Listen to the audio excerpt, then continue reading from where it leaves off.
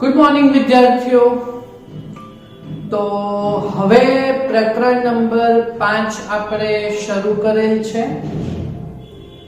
અને આ પ્રકરણ 5 માં આપણે પહેલા લેક્ચરમાં સ્વાધ્યાયના દાખલાઓને જોયા હતા જે ટોર્કને અનુસંધાને હતા.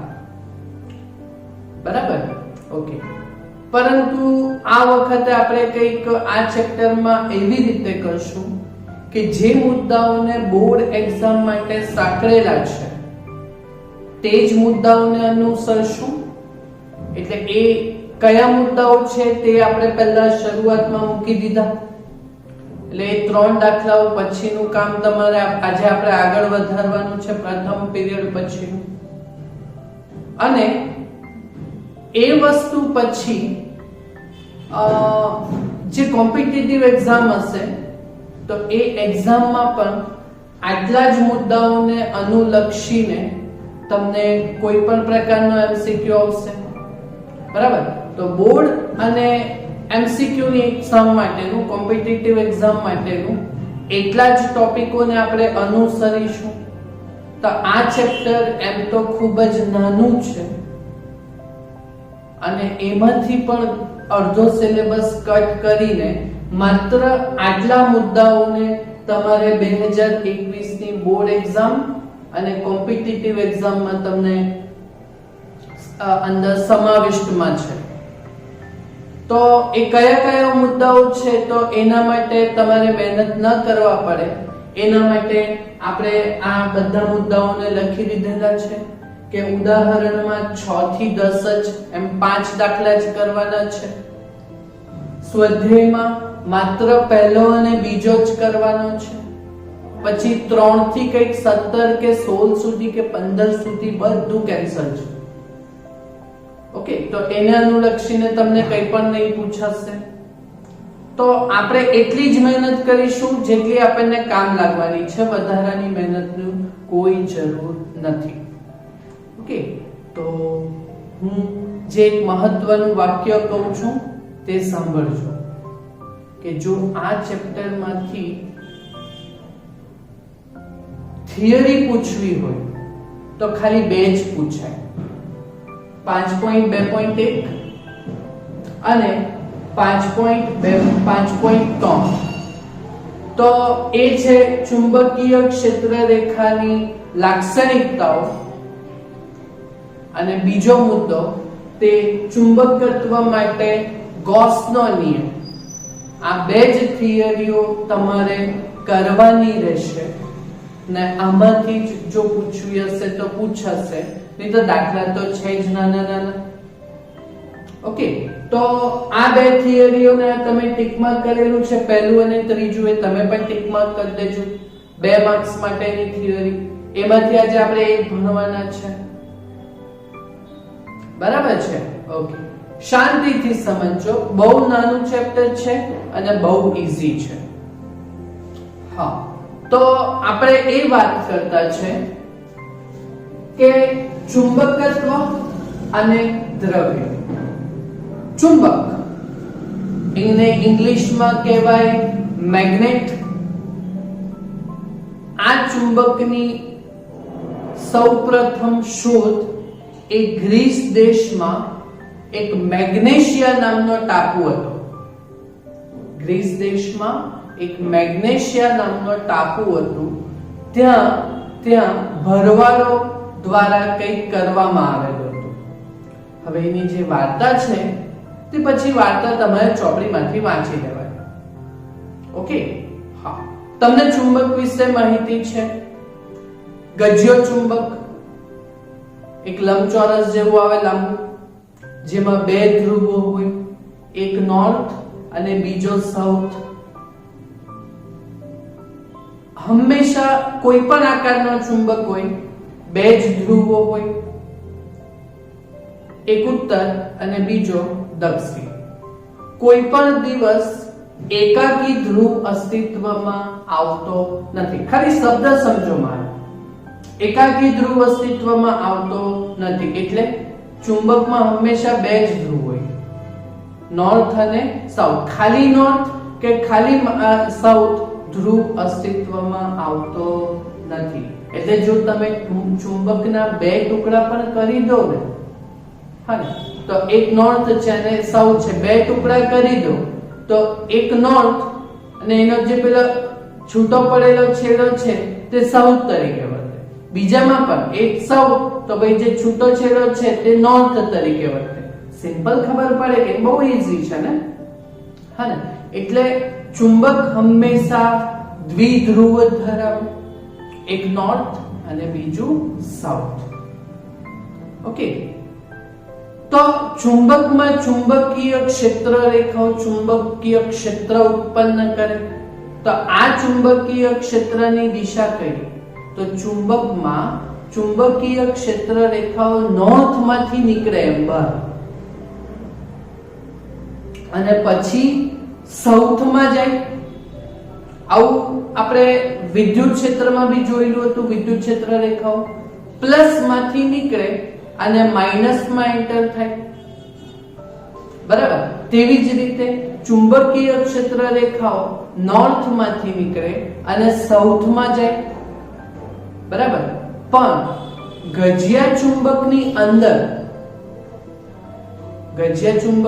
અંદર ચુંબકીય ક્ષેત્ર રેખાઓ પાછી સાઉથ થી નોર્થ કનેક્ટ થાય. સમજ પડે?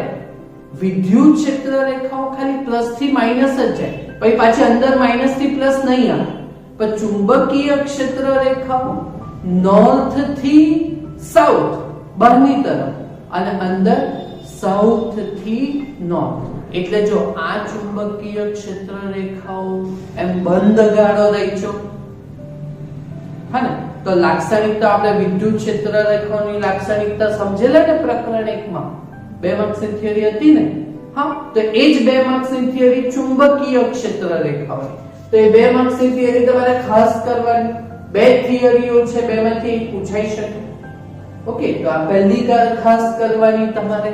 ઓકે, એટલે ગજિયા ચુંબકની બહાર ચુંબકીય ક્ષેત્ર નોર્થ થી સાઉથ અને અંદર સાઉથ થી નોર્થ રહેવાનું. ક્લિયર? ઈઝી છે, બરાબર. ઓકે, તો આપણી જે પૃથ્વી છે ને, પૃથ્વી આ પ્રસ્તાવના જે છે ને, પ્રસ્તાવના તે હું સમજાવું છું. 5.1 તમે જોશો તમારી ટેક્સ્ટ પણ જોવી જરૂરી છે. હા, જો તમે ટેક્સ્ટ જોશો તો તમને 5 મુદ્દાઓ મળશે, 1 2 3 4 5. તો એ હું તમને સમજાવું છું. ઓકે, તો પૃથ્વી છે ને, પૃથ્વી એ પણ એક ચુંબક તરીકે વર્તે, બરાબર. તો પૃથ્વીની બહાર ચુંબકીય ક્ષેત્ર પૃથ્વીના ભૌગોલિક ઉત્તરથી ભૌગોલિક દક્ષિણ તરફ બહારની બાજુ. પણ મેઇન પૃથ્વીનું ચુંબકીય ક્ષેત્ર અંદરની તરફ તો કે બાજુ હોય? તો સાઉથ થી નોર્થ તરફ હોય. એટલે પૃથ્વી એ ચુંબક તરીકે વર્તે છે અને પૃથ્વીનું ચુંબકીય ક્ષેત્ર ક્યાં હોય? અંદર કે બાજુ હોય? દક્ષિણ થી ઉત્તર તરફનું હોય. એટલે આ વસ્તુ તમે ચોપડીમાં અંડરલાઈન કરજો. Do not forget. સમજ પડે છે ને? એટલે પૃથ્વી એ ચુંબક તરીકે વર્તે અને જેનું ચુંબકીય ક્ષેત્ર અંદર સાઉથ થી ભૌગોલિક દક્ષિણ થી ભૌગોલિક ઉત્તર તરફ હોય. બોલો, સમજ પડી? હા ને. તો એવી રીતે 5 મુદ્દાઓ તમને સમજ પડી જ જશે, મેં તમને સમજાવેલા છે. ઓકે, તો આ હતી તમારી પ્રસ્તાવના. તે છે 5.1. એ 5 મુદ્દાઓ તમે વાંચી લેજો અને વાર્તા જે છે મેગ્નેશિયા ટાપુ વાળી તે પણ વાંચજો. એ પણ છે વાંચવા જેવું ને, એમાં કઈ છે નહીં. તો 5.2 ઉપર આવીશું ને 5.2 ટોપિક નું નામ છે ગજિયો ચુંબક.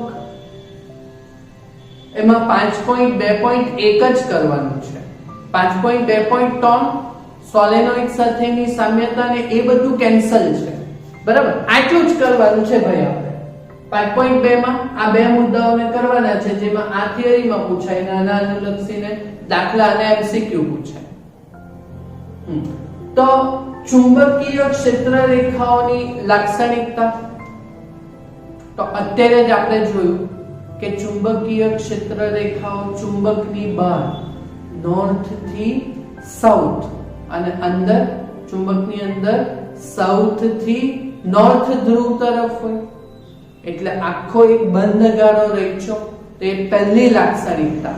જો 4 છે ચોપડીમાં, કેટલી છે?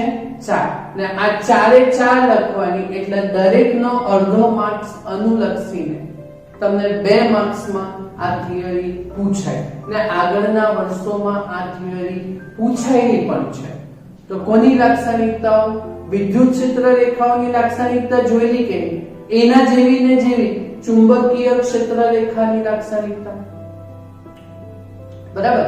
એટલે પહેલો, ચુંબકીય ક્ષેત્ર રેખાઓ શું છે? બંધ ગાળો રચે છે. અને તો કેવી રીતે રચે? તો ગજિયા ચુંબકમાં તે N ધ્રુવમાંથી બહાર નીકળી S ધ્રુવમાં પ્રવેશે છે, અને ગજિયા ચુંબકની અંદર તે S ધ્રુવથી ક્યાં હોય છે? N ધ્રુવ તરફ હોય છે. એટલે વિદ્યુત ક્ષેત્ર રેખા બંધ ગાળો રચતી નહીં હતી, પણ ચુંબકીય ક્ષેત્ર રેખાઓ રચે છે. બરાબર? પછી તે ટાઈમે પણ કીધેલું કે વિદ્યુત ક્ષેત્ર રેખાઓ ક્યારે પણ એક કોઈ બિંદુ આગળ સ્પર્શતી નથી, છેદતી નથી. સમજેલા? જો છેદે તો એક જ બિંદુ આગળ તમને વિદ્યુત ક્ષેત્ર રેખાઓના 2 દિશા મળે. એટલે એક ખુરશી પર 2 થોડી બેસી શકે, હા ને? તો એવું શક્ય નથી. તો એવું ને એવું મુદ્દો નંબર 2, તો ચુંબકીય ક્ષેત્ર રેખાઓ ક્યારેય એકબીજાને છેદતી નથી. બરાબર? આટલું જ લખવાનું છે. આમાં બી આટલું જ લખવાનું છે. આ ઈચ્છા હોય તો લખવાનું. હા, ને આને છેદતી નથી. ને પછી જો લખવાનું હોય તો લખવાનું કે જો ચુંબકીય ક્ષેત્ર રેખાઓ એકબીજાને છેદે તો તેના છેદન બિંદુ આગળ ચુંબકીય ક્ષેત્રના 2 મૂલ્ય મળે, જે ક્યારેય શક્ય નથી. ચુંબકીય ક્ષેત્રનું અનન્ય મૂલ્ય નહીં મળે. અનન્ય એટલે એક મૂલ્ય નહીં મળે, 2 મૂલ્ય મળે. ક્ષેત્ર રેખાઓની 2 દિશા મળે. હા ને? તો એવું શક્ય નથી. જોયું? ઓકે. પછી આવું ત્યાં પણ લખેલું હતું કે વિદ્યુત ક્ષેત્ર રેખાઓને જો કોઈ પણ બિંદુ આગળ સ્પર્શક દોરો તો એ જે સ્પર્શક છે ને તે બિંદુ આગળ વિદ્યુત ક્ષેત્રની દિશા બતાવે. કરેલું ને? એનું એ જ સેમ આ પણ ચુંબકીય ક્ષેત્ર માટે. તો ચુંબકીય ક્ષેત્ર રેખાઓને કોઈ પણ બિંદુ આગળ દોરેલ સ્પર્શક એ શું બતાવે? તો તે બિંદુ આગળ ચુંબકીય ક્ષેત્રની દિશા દર્શાવે. સમજ પડી? કે તમે કોઈ પણ ચુંબકીય ક્ષેત્ર રેખા હોય, બરાબર, તો એ ચુંબકીય ક્ષેત્ર રેખાઓને જો તમે તે બિંદુ આગળ સ્પર્શક દોરો, બરાબર, તો એ જે સ્પર્શક છે તે બિંદુ આગળ ચુંબકીય ક્ષેત્રની દિશા બતાવે કે કઈ દિશામાં છે. બોલો, સમજ પડી? પછી આ મુદ્દો બી આપણે લખેલો જ હતો કે જે બિંદુ આગળ કે જે વિસ્તારમાં વિદ્યુત ક્ષેત્ર રેખાઓ ગીચોગીચ હોય, બરાબર, તો તે બિંદુ તે વિસ્તારમાં વિદ્યુત ક્ષેત્રની તીવ્રતા વધારે, અને જે વિસ્તારમાં વિદ્યુત ક્ષેત્ર રેખાઓ છૂટી છૂટી હોય તો તે વિસ્તારમાં વિદ્યુત ક્ષેત્રની તીવ્રતા ઓછી હશે. તો એનો એ મુદ્દો પાછો. હા, તો આપણે જે વિસ્તારમાં તમારે ક્ષેત્ર રેખાઓ ગીચોગીચ હોય તો એમાં એકમ ક્ષેત્રફળમાં ક્ષેત્ર રેખાઓ વધારે આવવાની. તો જે વિસ્તારમાં એકમ ક્ષેત્રફળ દીઠ ચુંબકીય ક્ષેત્ર રેખાઓ વધુ હોય તો તે વિસ્તારમાં ચુંબકીય ક્ષેત્રની તીવ્રતા વધુ, બરાબર, અને જે વિસ્તારમાં એકમ ક્ષેત્રફળમાં ચુંબકીય ક્ષેત્ર રેખાઓ ઓછી હોય તો તે વિસ્તારમાં ચુંબકીય ક્ષેત્રની તીવ્રતા શું હોય છે? ઓછી હોય છે. બોલો, સમજ પડી? આ 4 મુદ્દા પ્રકરણ 1 માં 4 મુદ્દા કરી જ ગયેલા છે, બરાબર. ત્યાં વધારે કરેલા હતા. અહીંયા પણ તમે જેટલા છે પ્રમાણે 4, 2 માર્ક્સનો સવાલ તો ભાઈ 4, અડધા માર્ક્સની 4. ક્લિયર? પાછું સમજાવી દો. બરાબર? તો ચાલો પહેલું, ચુંબકીય ક્ષેત્ર રેખાઓ બંધ ગાળો રચે છે. બરાબર? પહેલું. પછી એનું નીચેનું એવા લખવાનું હોય તો લખવાનું કે ગજ્ય ચુંબકની બહાર ચુંબકીય ક્ષેત્રો ઉત્તર ધ્રુવમાંથી નીકળી દક્ષિણ ધ્રુવમાં પ્રવેશે અને ગજ્ય ચુંબકની અંદર દક્ષિણ ધ્રુવથી ઉત્તર ધ્રુવ તરફ હોય. બરાબર? ચાલો પછી બીજું, તો ક્યારેય એકબીજાને છેદતી નથી. જો છેદે તો તે બિંદુ તેના છેદન બિંદુ આગળ ચુંબકીય ક્ષેત્રના બે મૂલ્ય મળે, જે શક્ય નથી. પછી ક્ષેત્ર રેખાનું સ્પર્શક બળ, તો ક્ષેત્ર રેખા ચુંબકીય ક્ષેત્ર રેખાને કોઈ પણ બિંદુ આગળ દોરેલ સ્પર્શક એ તે બિંદુ આગળ ચુંબકીય ક્ષેત્રની દિશા બતાવે. જોયું? ઓકે. અને છેલ્લું પેલું ગીચો ગીચવાળું કે જે વિસ્તારમાં એકમ ક્ષેત્રફળમાં ચુંબકીય ક્ષેત્ર રેખાઓ વધુ હોય તો ત્યાં ચુંબકીય ક્ષેત્રની તીવ્રતા વધુ, અને જે વિસ્તારમાં વિદ્યુત ક્ષેત્ર એકમ ક્ષેત્રફળની ક્ષેત્ર રેખાઓ વિદ્યુત ચુંબકીય ક્ષેત્ર રેખાઓ ઓછી હોય તો તે વિસ્તારોમાં ચુંબકીય ક્ષેત્રની તીવ્રતા ઓછી હોય. બોલો સમજ પડી? તો આ તમને આવડશે. બરાબર? તો આ 2 માર્ક્સ માટે સવાલ ખાસ કરવાનો. કહું તો છું કે 2 જ થિયરીઓ છે જે એકદમ પ્રોપર કરી લેવાની છે. બરાબર? ઓકે. ચાલો હવે 5.2 આ મુદ્દો હતો ચુંબકીય ક્ષેત્ર રેખાઓની લાક્ષણિકતા, અને આ જે મુદ્દો છે ને, ઓકે, તે મુદ્દો છે 5.2 માં 5.2.1. બરાબર? ચાલો પછી 5.2.2 અને 5.2.3 એ તો કરી નાખેલા છે. બરાબર? તો 5.2.4 સમજવાનું છે. અક્ષીય અને વિષુવવૃત્તીય ચુંબકીય ક્ષેત્ર. ઓકે, તો એની સામ્યતા તમે ચોપડીમાં જોજો તો એમ હશે વિદ્યુત ક્ષેત્ર અને ચુંબકીય ક્ષેત્રની સામ્યતા. બરાબર? તો અક્ષીય અને વિષુવવૃત્તીય ચુંબકીય ક્ષેત્ર વાળું આપણે થિયરીઓ કરી ગયેલા છે પ્રથમ ચેપ્ટરમાં. હા ને? તો બરાબર સમજજો. હા ને? તો એ વસ્તુ શું છે? તો જો તમે ભણેલા હતા અક્ષીય વિદ્યુત ક્ષેત્ર.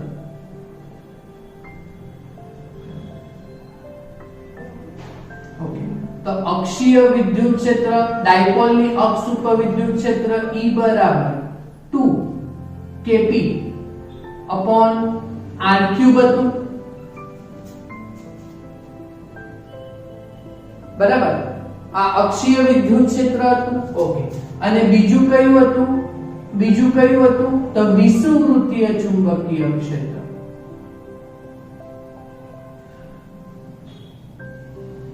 વિષુવવૃત્તીય વિદ્યુત ક્ષેત્ર.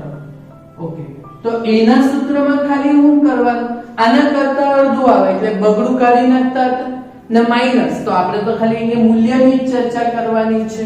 ઓકે, એટલે 2 કાઢી નાખવાનું એટલે kp/r3 હતું. બરાબર? ચોપડીમાં મેળવેલું નથી કેમ કે આ થિયરીઓ આપણે ઓલરેડી કરી જ ગયેલા છે. પ્રકરણ 1 માં સાબિત કરેલું છે ને. ઓકે, તો આ વિદ્યુત ક્ષેત્ર માટે છે. તો અહીંયાથી આપણે જશું ચુંબકીય ક્ષેત્ર માટે. ચુંબકીય ક્ષેત્ર માટે જશું. ઓકે, તો ચુંબકીય ક્ષેત્ર માટે જશું તો અક્ષીય ચુંબકીય ક્ષેત્ર.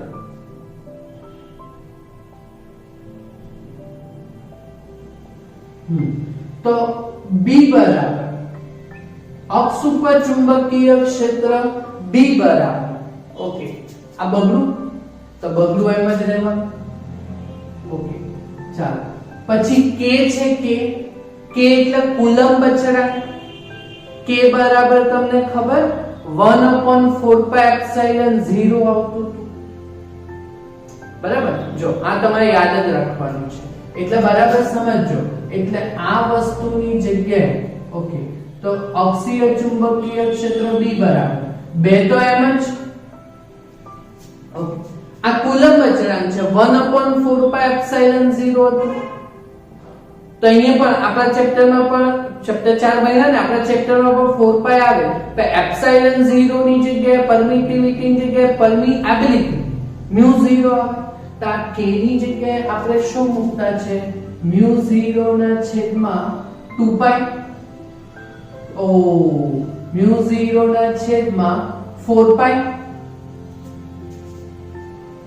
બરાબર. આ p એટલે વિદ્યુત ડાયપોલ મોમેન્ટ હતી. તો અહીંયા ચુંબકીય ડાયપોલ મોમેન્ટ જો બે એમ જ રાખ્યું. k ની જગ્યાએ 1/4 પાઈ એપ્સિલોન 0 અચળાંક હતો તો અહીંયા μ0 ના છેદમાં 4 પાઈ. આ p એટલે વિદ્યુત ડાયપોલ મોમેન્ટ હતું. તો અહીંયા ચુંબકીય ડાયપોલ મોમેન્ટ એટલે m આવે અને છેદમાં r³ એટલે એ પેલા અક્ષ ઉપર એટલે r³. બોલો સમજ પડી? હા ને. તો અહીંયાથી આપણે જે સૂત્ર લખીશું, હા ને, તો એ સૂત્ર તમારે યાદ રાખવાનું. હા ને. તો એ અક્ષ ઉપર ચુંબકીય ક્ષેત્ર, હા ને, તો અચળાંક આ ચેપ્ટરનો તે એમ જ અચળાંક કયો? તો μ0 ના છેદમાં 4 પાઈ અને 2m/r³ આવશે. μ0 ના છેદમાં 4 પાઈ એમ જ અને 2m/r³ આવવાનું. તો આ ચુંબકની અક્ષ ઉપર ચુંબકીય ક્ષેત્રનું સૂત્ર થાય. બરાબર. તો બોલો ચુંબકની વિષુવ રેખા પર જો ચુંબક આવી રીતે હોય તો અક્ષ ઉપરનું બિંદુ એટલે આ આનો ઉપરનું બિંદુ અને વિષુવ રેખા એટલે તેના વચ્ચેથી લંબ દ્વિભાજક જે પાડીએ વચ્ચેથી લંબ તો એના ઉપરનું કોઈ બિંદુ તો એ તો એના કરતા અડધું જોઈએ. આના જેવું જો આના ઉપરથી લખવાનું હોય, હા, તો જો આના ઉપરથી લખવાનું હોય તો આપણે કઈ રીતે લખીશું? તો b બરાબર. ઓકે. તો આ અક્ષીય અને હવે વિષુવવૃત્તીય માટે, હા ને, તો b બરાબર k. તો k અચળાંક તો k ની જગ્યાએ μ0 ના છેદમાં 4 પાઈ. ઓકે. p એટલે વિદ્યુત ડાયપોલ મોમેન્ટ એટલે ચુંબકીય ડાયપોલ મોમેન્ટ એમ અપોન r³ અંતર. સમજ પડી? ઓકે. તો આ તમારું કયું ચુંબકીય ક્ષેત્ર થયું? વિષુવવૃત્તીય ચુંબકીય ક્ષેત્ર થશે એટલે b વિષુવવૃત્તીય. હા ને. એટલે તેની અક્ષને લંબ દ્વિભાજક ઉપરના કોઈ બિંદુ માટે તો એ આના કરતા અડધું જ આવે. મૂલ્યમાં જ લખતા છે તો આના કરતા અડધું આવે એટલે પેલું ખાલી બગડું કાઢી નાખવાનું ને. તો μ0 ના છેદમાં 4 પાઈ m/r³ આવે. બરાબર. તો આ કયું ચુંબકીય ક્ષેત્ર થયું? વિષુવવૃત્તાકારનું થયું. બરાબર. આ 5.2.4 માં જો આ સૂત્ર ઉપરથી આ સૂત્ર જ બનાવેલા છે સાબિતી તો છે નહીં તો કામ નથી. ક્લિયર? તો જો એના ઉપરથી ઉદાહરણ નંબર 8 એટલે ઉદાહરણમાં 6 થી 10 છે તો છઠ્ઠો અને સાતમો તો વાર્તાને આધારિત છે. હા, 8 9 અને 10. તો આઠમો દાખલો તે આપણે અત્યારે કરીશું. બરાબર. તો જો આઠમો દાખલો એ 2 માર્ક્સ માટેનો છે. આ બે સૂત્રો ઉપરથી નાના અનુલક્ષીને MCQ પણ પૂછાય. બરાબર. તો આ વસ્તુ MCQ માટે તમને કામની લાગશે અને દાખલા માટે. ઓકે. તો પૃથ્વીનું ચુંબકીય ક્ષેત્ર વિષુવવૃત્ત પાસે લગભગ. અચ્છા. તો ચુંબકીય ક્ષેત્ર આપેલું છે પણ એ વિષુવવૃત્ત પાસે આપેલું છે એટલે વિષુવવૃત્ત આપણે અંડરલાઈન કર્યું. ઓકે. તો ચુંબકીય ક્ષેત્ર B વિષુવવૃત્ત, હા, તે કેટલું આપેલું છે? તો 0.4 ગોસ.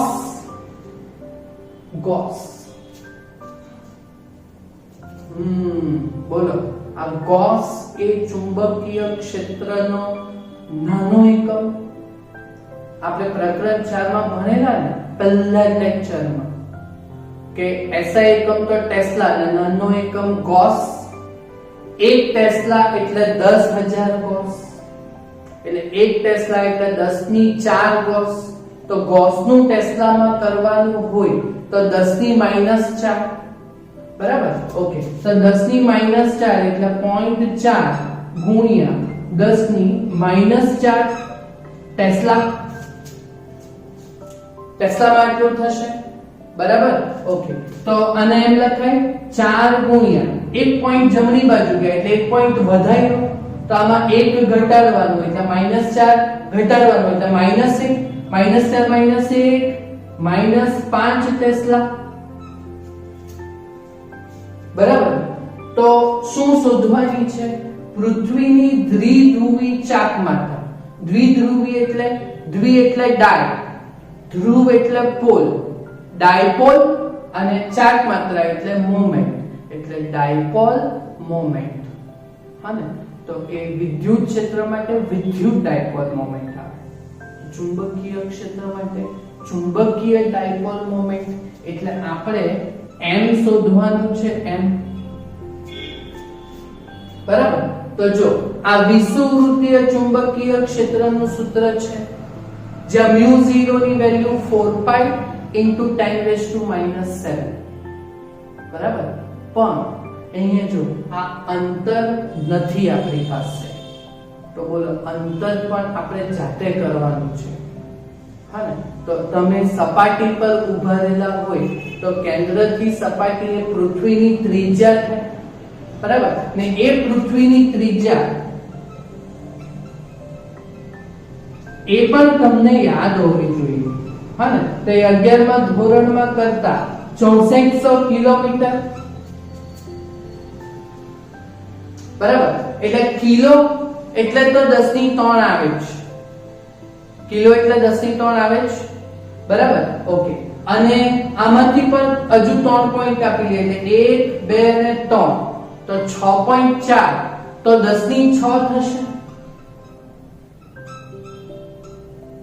મીટરમાં. બોલો સમજ પડી કે?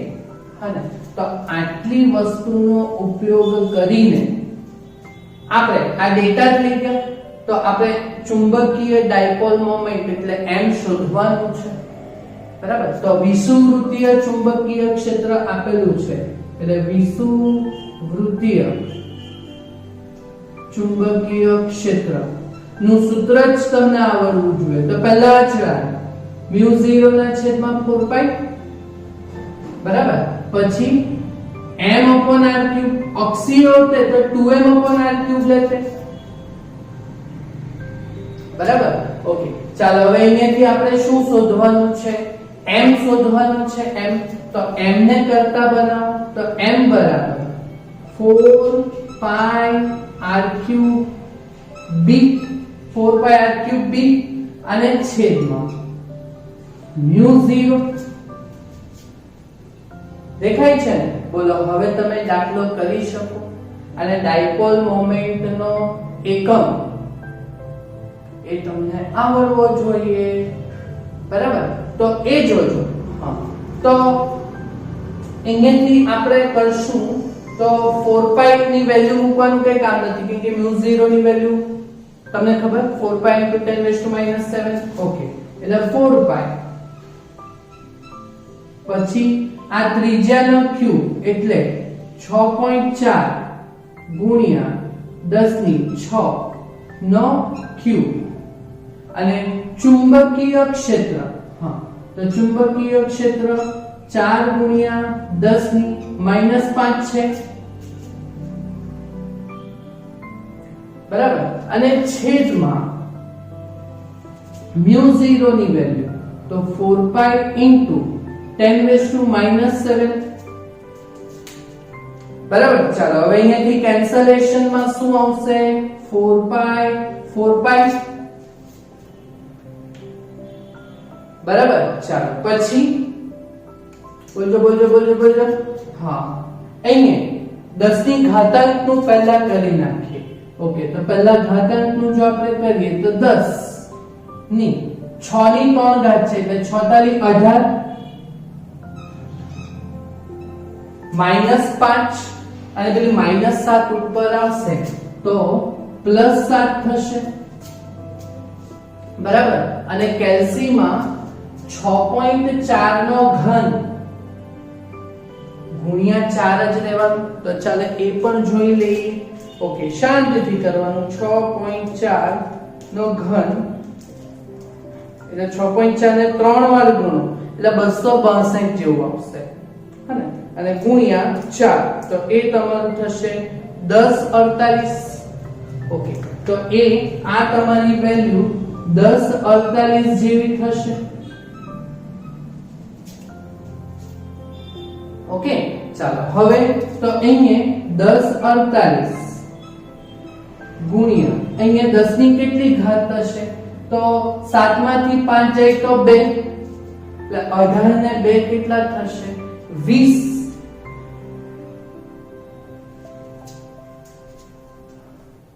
ક્લિયર બરાબર 18 માંથી 1 મિનિટ હા ઓકે તો અહીંયાથી બરાબર કરતા બનાવ્યું એમ 4πr3b છેદમાં μ0 ઓકે ચાલો પછી બધું બરાબર હા ચાલો આટલું થયું તો સ્ટાન્ડર્ડ ફોર્મમાં આપણે હવે અહીંયાથી કરીએ તો સ્ટાન્ડર્ડ ફોર્મમાં 1.05 અહીંયા છે પોઈન્ટ એટલે 1 2 3 એટલે 1.048 ની જગ્યાએ 50 હા તો ચાલો 1.05 ગુણ્યા 10 ની ચાલો 3 વાર ડાબી બાજુ ખઈસા એટલે ઘટાડ્યું તો આમાં 3 વધારવાના એટલે +3 એટલે 10 ની કેટલા થશે 23 અને એકમ લખવાનો હોય તો 1 તો ચુંબકીય ડાયપોલ મોમેન્ટ એટલે IA એટલે એમ્પિયર ઇન્ટુ મીટર સ્ક્વેર પણ આવે બરાબર અને બીજું આપણે ચુંબક બાહ્ય વિદ્યુત ક્ષેત્રમાં આપણે સ્થિતિ ઊર્જાનું સૂત્ર જોયું ને U = EP cos θ તો આ ચુંબકીય ક્ષેત્રમાં સ્થિતિ ઊર્જા U = વિદ્યુત ક્ષેત્ર E ની જગ્યાએ ચુંબકીય ક્ષેત્ર B વિદ્યુત ડાયપોલની મોમેન્ટની જગ્યાએ ચુંબકીય ડાયપોલ મોમેન્ટ M એટલે md cos θ આવે આ 2.3 છે મુદ્દો પણ કરી નાખેલો છે ઓકે તો m એટલે જૂલ ના છેદમાં ચુંબકીય ક્ષેત્ર એટલે જૂલ પર ટેસ્લા બેસે બરાબર તો જૂલ પર ટેસ્લા હા તો આ તમારી ચુંબકીય ડાયપોલ મોમેન્ટ નો જવાબ થશે આટલું બરાબર કદાચ મારી ગણતરીમાં ભૂલ થયેલી હોઈ શકે પણ કદાચ મારો જવાબ નહીં આવેલો હોય પણ વાંધો નથી તમે તો કરી લેશો ને સાચો પાક્કું થશે તો જો આમાં આપણા બે મુદ્દાઓનો સમાવેશ થઈ ગયો એક થિયરી આવી ગઈ ને 5.2.4 ના પેલા સૂત્ર મેળવ્યા ને એના પરથી ઉદાહરણ નંબર 8 કર્યો ક્લિયર આવડશે આટલું હા ને તો આટલું કામ તમે પૂરું કરજો okay thank you very much